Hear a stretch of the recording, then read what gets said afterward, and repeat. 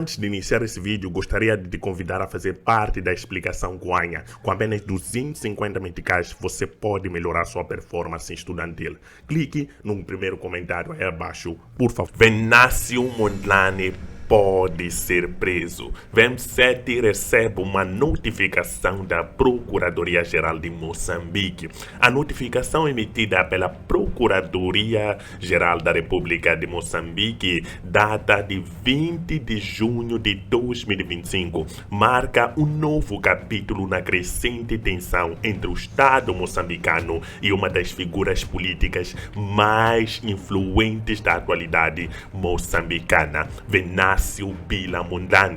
O documento, com o número de processo C273/11/02/24, não apenas convoca Mondlane a comparecer às 9 horas do dia 27 de junho de 2025 para prestar esclarecimentos, como também impõe consequências legais severas em caso de desobediência. A natureza dessa convocatória é clara, é inegociável. Trata-se de uma ordem obrigatória e não de um convite. A ausência injustificada do político poderá resultar numa multa que varia entre 1 a 5 salários mínimos, conforme previsto na legislação vigente. No entanto, o que realmente destaca a gravidade da situação é o aviso explícito de que poderá ser emitido mandado de detenção contra Venâncio Mondlane, o que pode levá-lo à prisão, mesmo sem julgamento, como forma coerciva de garantir sua futura comparência perante a justiça.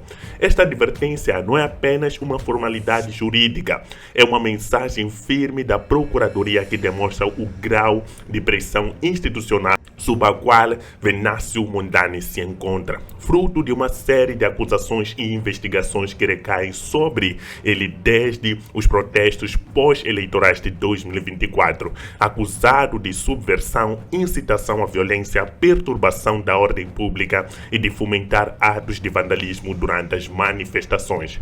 Venâncio passou a ser alvo de múltiplos processos judiciais e inquéritos policiais. Em março de 2025, já havia sido ouvido pela Procuradoria por mais de 8 horas no interrogatório que, segundo ele, não apresentou acusações claras, mas foi recheado de perguntas sobre seu papel nos protestos, nas mortes de civis e nos prejuízos econômicos provocados pela instabilidade.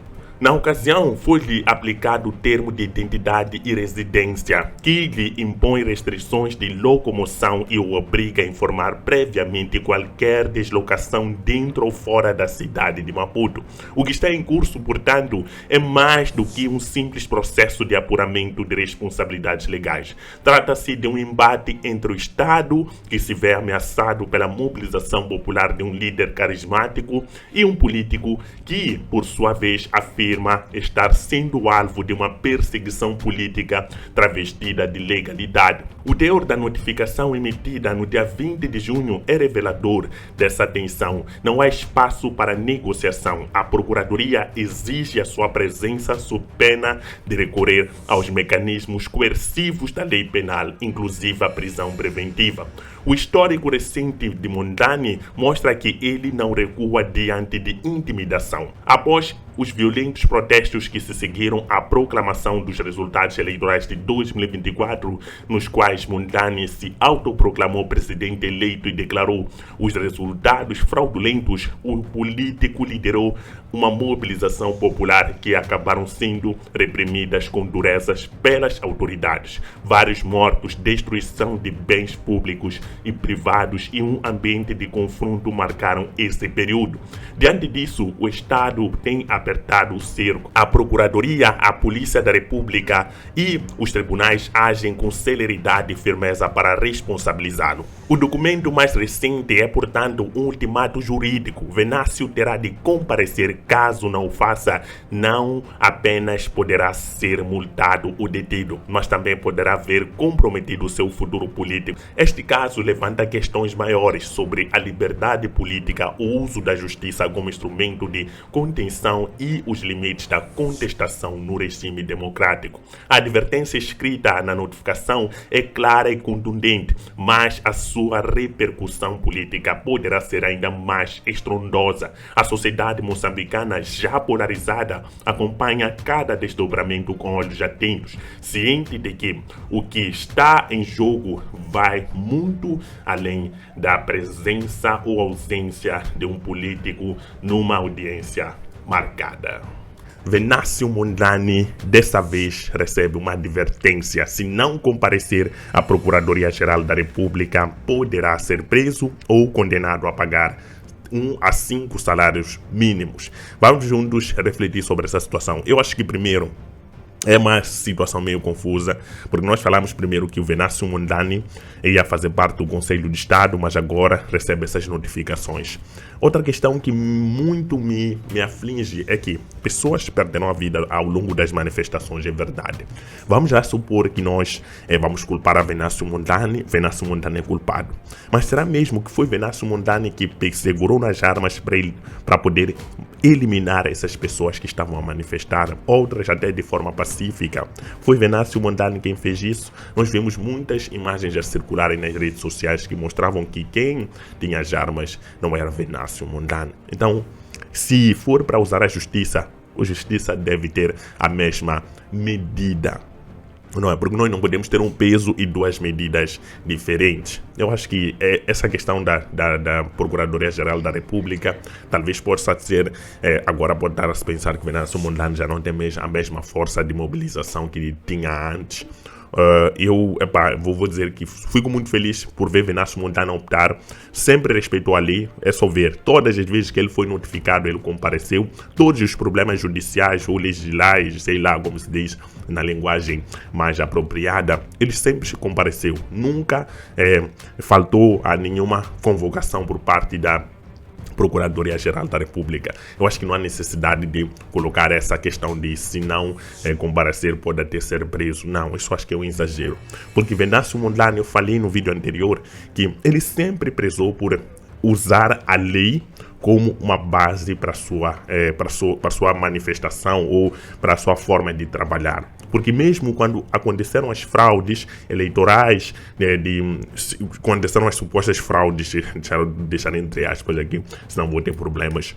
Quando aconteceram as supostas fraudes, o que o Venâncio Mondlane fez? Reuniu todos os documentos que ele achava que mostravam a sua vitória e aproximou a Procuradoria-Geral para poder contestar os resultados de forma legal, ok? Então, depois daquela situação das manifestações, depois os moçambicanos começaram de uma forma pacífica, mas ao longo dessas manifestações tiveram várias mortes. A postura da polícia também é questionável, porque a pessoa que estava em frente à polícia, Bernardino Rafael, também deve, de certa forma, aproximar a barra da justiça para responder a essa questão.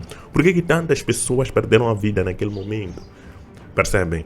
E essa questão do vandalismo, eu deixar claro que eu lembro que Venâncio Mondlane disse que isso não fazia parte das manifestações. No meio das manifestações sempre há aproveitadores.